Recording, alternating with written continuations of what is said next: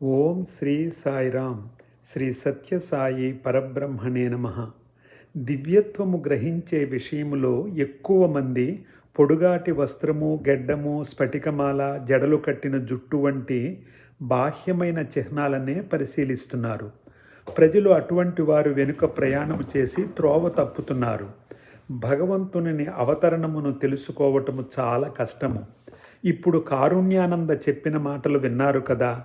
కృతయుగములో మహర్షులు ఎంతకాలమో తపస్సు చేసి ఫలితము పొందారు. త్రేతాయుగములో ఎన్నో కష్ట నష్టాలను అనుభవించి వారు భగవంతుణ్ణి సాక్షాత్కరించుకున్నారు. వారందరినీ మనము ఎంతో పుణ్యాత్ములమని అనుకుంటున్నాము. కాదు కాదు, మనకంటే వేరే పుణ్యాత్ములు లేరు అన్నాడు కారుణ్యానంద. ఇది సత్యం సత్యం సత్యం.